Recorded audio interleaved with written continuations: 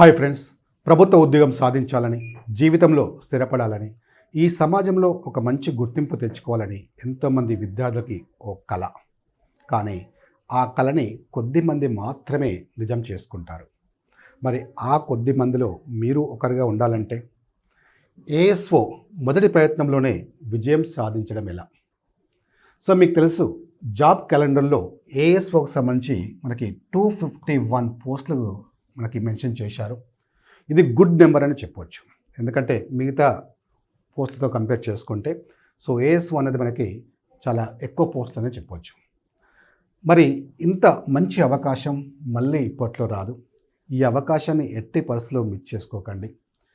ఒక్క 7 to 8 months అంటే మీకు తెలుసు, ఆగస్టు 15కి మనకి నోటిఫికేషన్ రిలీజ్ చేస్తున్నారు. ఆగస్టు 15కి అంటే చాలా టైం ఉంది కదా సార్, ఇప్పటి నుంచి ఏం ప్రిపేర్ అవుతామో, ఇంకా చాలా టైం ఉందని అలా కూల్గా ఉండకండి. ఆగస్టు 15 అంటే ఇప్పుడు మార్చ్ పక్కన పెట్టండి, ఆగస్టు పక్కన పెట్టేస్తే మనకి మధ్యలో ఎన్ని మంత్స్ ఉంటుంది? అలాగే ఆగస్టు 15 తర్వాత మనకి ఎగ్జామ్ ఎప్పుడు ఉంటుంది? మ్యాక్సిమం ఒక 2 monthsలోనే మనకి ఎగ్జామ్ ఉండడానికి అవకాశం ఉంటుంది. అంతకంటే ఎక్కువ టైం ఇవ్వరు. గత ఎగ్జామ్స్ కనుక మనం పరిశీలిస్తే ఏ ఎగ్జామ్ కూడా ఎక్కువ టైం ఇవ్వట్లేదు. నోటిఫికేషన్ ఇచ్చిన తర్వాత 60 daysలోనో 70 daysలోనో మ్యాక్సిమం, అంటే కొన్ని సందర్భాల్లో 50 daysలో కూడా ఎగ్జామ్ కండక్ట్ చేస్తున్నారు. అంటే మనం అండర్స్టాండ్ చేసుకోవాల్సింది ఏంటంటే మనకున్న టైం ఏంటి. ఇప్పటి నుంచి మనకి ఎగ్జామ్ వరకు తీసుకున్న ఆగస్ట్ 15 నోటిఫికేషన్ అంటే మనకి ఎప్పుడు ఎగ్జామ్ ఉండడానికి అవకాశం ఉంటుందంటే నవంబర్లో ఎగ్జామ్ ఉండడానికి ఎక్కువగా అవకాశాలు ఉన్నాయి. ఇది మైండ్లో ఫిక్స్ చేసుకోండి ఇక. నవంబర్లో అంటే నవంబర్ మనకి ఇక్కడ మార్చి మధ్యలో మనకి జస్ట్ 7 months మాత్రమే ఉంది. 7 months చాలా ఉంది కదా సార్ అని మళ్ళీ అనుకోకండి. 7 months, కానీ మీకు సిలబస్ చూస్తే తెలుస్తుంది మరి అది 7 monthsలో కంప్లీట్ చేస్తారా లేదా అని. నోటిఫికేషన్ రానప్పుడు ఎప్పుడు వస్తుందా అని చూస్తుంటారు. నోటిఫికేషన్ వచ్చిన తర్వాత ఎగ్జామ్ డేట్ ఎప్పుడు అని చూస్తుంటారు. అలా ఎప్పుడు కూడా వెయిట్ చేయకండి. ఎప్పుడైతే ఏ క్షణం అయితే నువ్వు మైండ్లో ఫిక్స్ అయ్యావో నేను ఖచ్చితంగా జాబ్ సాధించాలని, ఆ క్షణం నుంచే నువ్వు ప్రిపరేషన్ స్టార్ట్ చేయాలి. అంతేగాని ఎగ్జామ్ డేట్ కోసం వెయిట్ చేసుకుంటూ కూర్చోకు. ఇంకా అంత క్లియర్గా ఇచ్చారు కదా. జాబ్ క్యాలెండర్లో అంత క్లియర్గా ఇచ్చారు. ఆగస్టు 15కి నోటిఫికేషన్ ఇచ్చారు. 100% ఇస్తారు. మళ్ళీ డౌట్ పడకండి. అలాగే ఎగ్జామ్ కూడా జస్ట్ 2 monthsలోనే ఉంటుంది. అంటే మ్యాక్సిమం ఇక నవంబర్లో ఉండడానికి అవకాశం ఉంటుంది. కాబట్టి ఎవరైతే ఈ 7 monthsని ప్రతి క్షణం ఎలాంటి అంటే మిస్యూజ్ చేసుకోకుండా కరెక్ట్గా ప్రాపర్గా యూజ్ చేసుకుంటారో వాళ్ళకి ఈ జాబ్ రావడానికి ఎక్కువ ఛాన్స్ ఉంటాయి. అయితే మనము మరి ఎలా ప్రిపేర్ కావాలి? ఫస్ట్ టైమే మనము ఏఎస్ఓ జాబ్ కొట్టాలంటే మనం ఎలా ప్రిపేర్ అయితే మనం ఈజీగా ఈ జాబ్ సాధించవచ్చు, దీనికి సంబంధించి మీకు క్లియర్గా డిస్కస్ చేస్తాను. అలాగే మనకి పేపర్ 2లో ఉన్న సిలబస్ ఏంటి, ఆ సిలబస్ అంటే ఎకనామిక్స్ కావచ్చు, అకౌంట్స్, అలాగే స్టాటిస్టిక్స్, వీటిని మనం ఎలా ప్రిపేర్ అయితే ఎక్కువ మార్క్స్ స్కోర్ చేయొచ్చు, ఇవన్నీ కూడా మీకు నేను క్లియర్గా డిస్కస్ చేస్తాను. ఇక్కడ మనకి వీటి సిలబస్ చూసుకుంటే మనకి పార్ట్ 1లో అంటే మనకి ఆల్రెడీ మీకు డిస్కస్ చేశాను, ప్రీవియస్ వీడియోలో మీకు డిస్కస్ చేశాను.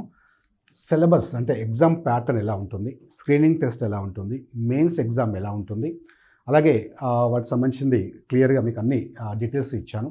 ఇంకా దానికి సంబంధించిన మీకు ఏమైనా డౌట్స్ ఉంటే కింద డిస్క్రిప్షన్లో ఆ వీడియో ఉంది. ఒకసారి ఆ వీడియో క్లిక్ చేస్తే దాని గురించి మీకు క్లియర్గా డీటెయిల్స్ ఉంటాయి. Okay, right. ఇక్కడ మీకు తెలుసు మనకి స్క్రీనింగ్ టెస్ట్ అంటే ప్రిలిమినరీ ఎగ్జామ్ ఉండడానికి ఎక్కువ అవకాశం ఉంటుంది, నేను ఆల్రెడీ చెప్పాను కదా. అందులో మీకు 2 partsగా మనం డివైడ్ చేసుకుంటే first part 1 general studies and mental ability ఉంటుంది. అయితే ఇక్కడ చాలామంది స్టూడెంట్స్ ఏంటంటే ఈ ఏఎస్ఓ స్టాటిస్టికల్ ఆఫీసర్ అనగానే ఇంకా స్టాటిస్టిక్స్ మాత్రమే మనకి మెయిన్, మనకి ఇంకా మిగతా అన్నీ కాదు అనుకుంటారు. Okay, right. మీరు అండర్స్టాండ్ చేసుకోవాల్సింది అంటే ఇంతకుముందు మనకి ఈ ఏఎస్ఓ సంబంధించిన నోటిఫికేషన్ ఇచ్చినప్పుడు అక్కడ కన్సర్న్ సబ్జెక్ట్ అని మెన్షన్ చేసేవారు. కన్సర్న్ సబ్జెక్ట్ అంటే మనకు మెయిన్స్ ఎగ్జామ్లో మీరు మ్యాథమెటిక్స్ అనుకోండి, మ్యాథమెటిక్సే మీరు క్వశ్చన్స్ ఉంటాయి, అంటే కంప్లీట్గా మ్యాథమెటిక్సే ఉంటుంది. అలాగే కామర్స్ అయితే కామర్స్ ఉంటుంది, స్టాటిస్టిక్స్ అయితే స్టాటిస్టిక్స్ ఉంటుంది. కానీ ఇప్పుడు మనకి సిలబస్లో మనకి కన్సర్న్ సబ్జెక్ట్ కాకుండా సబ్జెక్ట్ అని మెన్షన్ చేశారు. అందులో సిలబస్లో మనకి తీసుకుంటే ఈ సబ్జెక్ట్స్ అన్నీ ఇన్క్లూడ్ అవుతాయి. అంటే ఎకనామిక్స్, కంప్యూటర్స్, అలాగే accounts and statistics. Okay, right. అంటే జస్ట్ స్టాటిస్టిక్స్ చదివితే జాబ్ వస్తుందని కాదు, సో స్టాటిస్టిక్స్ కూడా అందులో ఒక పార్ట్ అనే విషయాన్ని మనం గమనించాలి. సో మరి సిలబస్ని అబ్జర్వ్ చేస్తే general studies and mental ability. ఏముందిలే జనరల్ స్టడీసే కదా, మెంటల్ ఎబిలిటీ కదా, నాకు ఓన్లీ స్టాటిస్టిక్స్ చదువుకుంటే సరిపోతుంది అనుకుంటున్నారు. కానీ ఇక్కడ మొత్తం ప్రిలిమినరీ ఎగ్జామ్ 150 మార్క్స్ ఉంటే, మెయిన్స్ ఎగ్జామ్ 300 మార్క్స్ ఉంటే, సో మరి ఇది 75 మార్క్స్ ప్రిలిమినరీలో. మెయిన్స్ ఎగ్జామ్లో 150 మార్క్స్ ఉంటుంది.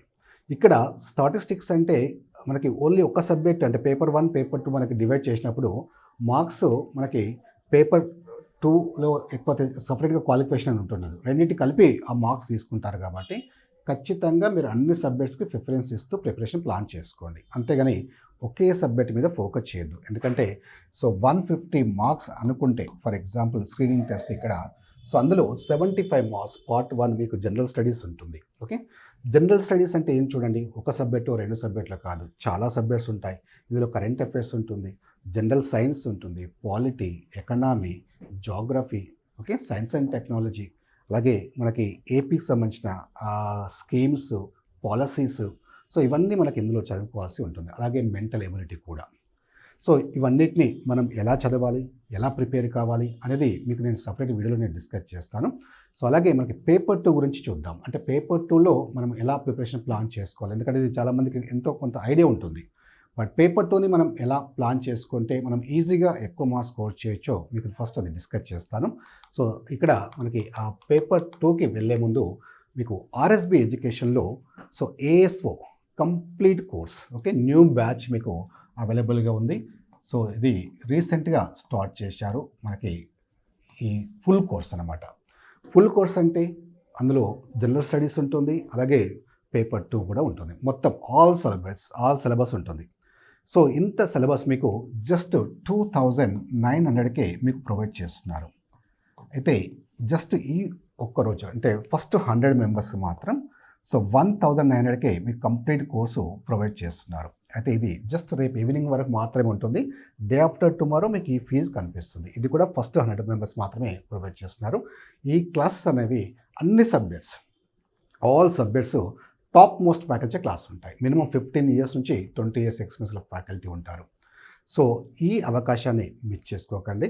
అయితే ఇది కొత్త బ్యాచ్ కాబట్టి మీకు చాలా వరకు క్లాసెస్ ఉన్నాయి. అయితే ఇంకా పేపర్ 2 సంబంధించిన క్లాసెస్, స్టాటిస్టిక్స్ కావచ్చు, ఇంకా కొన్ని మీకు అప్లోడ్ చేస్తుంటారు, రెగ్యులర్గా అప్లోడ్ చేస్తుంటారు. సో ఈ క్లాస్ అనేవి మీకు లైవ్ అలాగే రికార్డెడ్ క్లాస్ ఉంటాయి.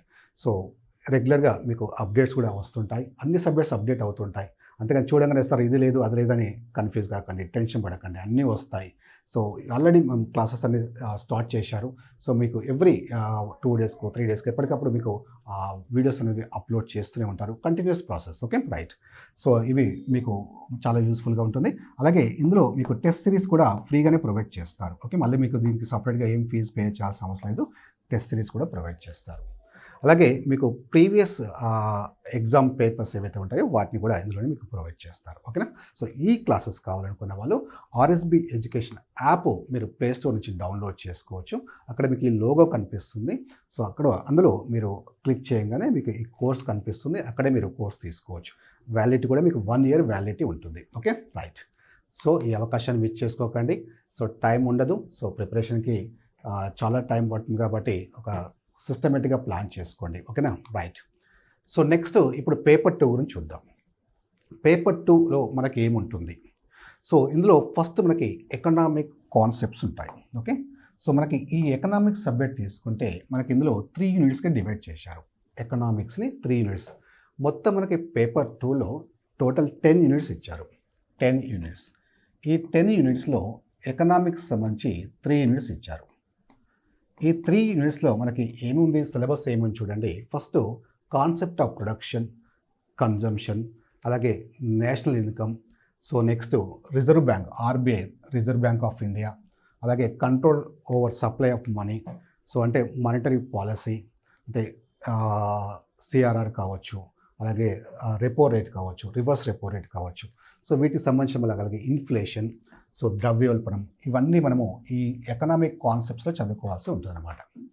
సో ఇది చాలా ఇంపార్టెంట్ సబ్జెక్ట్ అని చెప్పొచ్చు ఎకనామిక్స్, మిగతా సబ్జెక్ట్స్తో పోల్చుకుంటే కొంచెం. ఎందుకంటే ఇది కొంచెం ఎకనామిక్స్ మీకు ఆల్రెడీ మీరు డిగ్రీలో ఎకనామిక్స్ చదివిన వాళ్ళైతేనే పర్లేదు, కానీ కొంతమంది ఎకనామిక్స్ చదివినా కానీ అంత డెప్త్గా చదవరు. కానీ ఇక్కడ కంప్లీట్గా కాన్సెప్ట్ ఓరియంటెడ్తో చదువుకోవాల్సి ఉంటుంది. కాన్సెప్ట్ ఓరియంటెడ్తో చదువుకోవాలి. సో మీరు ఈ కాన్సెప్ట్ ఓరియంట్తో చదువుకోవాలంటే సో మీకు బుక్స్ మెయిన్ మెటీరియల్ కూడా చాలా అవసరం. అంటే మీరు క్లాసెస్తో పాటు ఖచ్చితంగా మీరు బుక్స్ కూడా మెయింటైన్ చేయాల్సి ఉంటుంది, చదువుకోవాల్సి ఉంటుంది. తెలుగు అకాడమీ బుక్స్ తీసుకోండి. తెలుగు అకాడమీ బుక్స్ అన్నీ అంటే ఒకటే సబ్జెక్ట్కి మీకు ఒక 2-3 బుక్స్ ముందు పెట్టుకోకండి. ఒక సబ్జెక్ట్కి ఒక బుక్కే ముందు పెట్టుకోండి. ఫస్ట్ అది కంప్లీట్ చేయండి. ఆ ఒకటే 2 సార్లు చదవండి, 3 సార్లు చదవండి. అప్పుడు అవసరం అనుకుంటే అడిషనల్ ఇన్ఫర్మేషన్ కోసం వేరే బుక్ మీద మీరు డిపెండ్ కావచ్చు. Okay, right. So Telugu academy books మీకు అవైలబుల్గా ఉంటాయి. సో వీటికి సంబంధించి మీకు ఎకనామిక్స్ కాన్సెప్ట్స్ ఏవైతే ఉన్నాయో ఇది ఫస్ట్ యూనిట్లో మనకు మెన్షన్ చేశారు. Okay, right.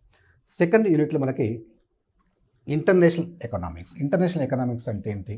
సో మనకి అంటే దేశాల మధ్య ఆర్థిక కార్యకలాపాలనే మనకి ఇంటర్నేషనల్ ఎకనామిక్స్గా ఉంటాయి. అందులో ఫ్రీ ట్రేడ్ కావచ్చు, ప్రొటెక్షన్ కావచ్చు, balance of payments of accounts కావచ్చు. ఓకే, సో అలాగే మనకి వరల్డ్ ట్రేడింగ్ ఆర్డర్ సో కావచ్చు.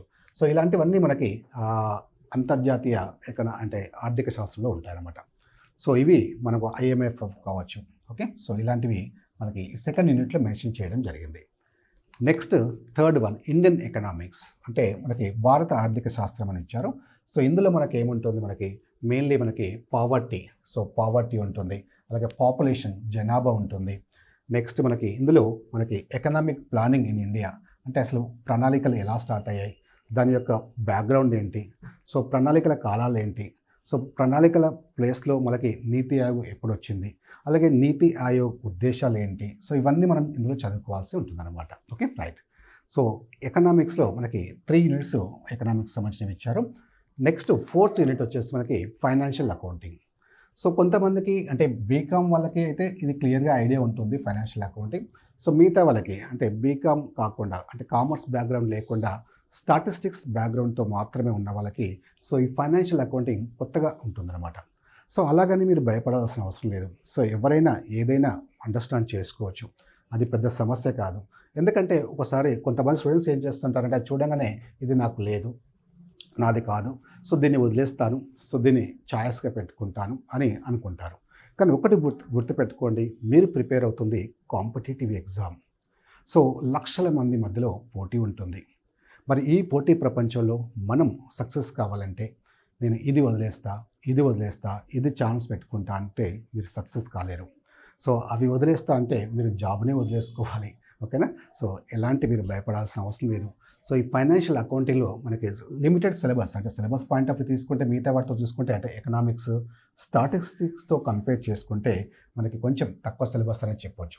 ఇందులో మనకి ఇంట్రడక్షన్ టు అకౌంటింగ్ అంటే లెడ్జర్స్ ఎలా ప్రిపేర్ చేయాలి, జర్నల్స్ ఎలా ప్రిపేర్ చేయాలి, అలాగే సబ్సిడరీ బుక్స్ సహాయక పుస్తకాలు అంటే ఏముంటాయి, సో అందులో cash book, BRS banking reconciliation statement, so అలాగే ప్రిపరేషన్ ట్రయల్ బ్యాలెన్స్ ఎలా ప్రిపేర్ చేస్తాం, ఫైనల్ అకౌంట్స్, సో ఇవన్నీ మనకి depreciation, reserves, single entry and non trading concerns అని ఈ చాప్టర్స్ మనకి మెన్షన్ చేయడం జరిగింది. Okay, right. అయితే ఇవి చదివేటప్పుడు ఎలా చదవాలి? సో అకౌంట్స్ చదివేటప్పుడు మీరు ఫస్ట్ ఇంతకుముందు చెప్పినట్టు ఏదైనా సరే కాన్సెప్ట్ అనేది చాలా ఇంపార్టెంట్. సో కాన్సెప్ట్ని బేస్ చేసుకొని అంటే మీరు ఫర్ ఎగ్జాంపుల్ బీకామ్ స్టూడెంట్సే ఉండొచ్చు for example. So BCom students జనరల్గా ఏం చేస్తారు అంటే ప్రాబ్లమ్స్ అంటే డైరెక్ట్గా ఫైనల్ అకౌంట్స్కి వెళ్తారు, ఆ ఫైనల్ అకౌంట్స్ ప్రిపేర్ చేస్తారు, డైరెక్ట్గా ప్రాబ్లమ్ కాబట్టి ఈజీగా చేసి వస్తారు. కానీ థియరీ మీద ఎక్కువగా ఫోకస్ చేయరు. సో ఇక్కడ థియరీ మీద కూడా ఫోకస్ చేయాల్సి ఉంటుంది. అంటే కాన్సెప్ట్ని కరెక్ట్గా అండర్స్టాండ్ చేసుకోవాలి. సో అలా కాన్సెప్ట్ బేస్ చేసుకునే క్వశ్చన్స్ ఇస్తుంటారు. దీంతో పాటు మనకి షార్ట్ క్వశ్చన్స్ కూడా మనకి అడుగుతుంటారు. ఓకే, అంటే మీరు ప్రిపేర్ అయ్యేటప్పుడు కాన్సెప్ట్తో పాటు షార్ట్ క్వశ్చన్స్ని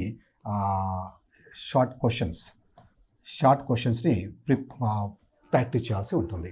అంటే ఫర్ ఎగ్జాంపుల్ చూడండి, డిప్రిషియేషన్ ఉందనుకోండి, తరుగుదల అంటే ఏంటి, తరుగుదల ఎందుకు ఛార్జ్ చేస్తారు, సో తరుగుదలని లెక్కించడానికి ఎన్ని పద్ధతులు ఉన్నాయి, సో ఏ పద్ధతి ఫర్ ఎగ్జాంపుల్ మనకి స్థిర వాయిదాల పద్ధతి స్ట్రేట్ లైన్ మెథడ్ ఉంది, ఆ మెథడు ఎలాంటి బిజినెస్కి ఉపయోగకరంగా ఉంటుంది, అలాగే రిటర్న్ డౌన్ వాల్యూ మెథడ్ అంటే డిక్రీజింగ్ మెథడ్, సో అంటే తగ్గుతున్న విలువల పద్ధతి అంటారు.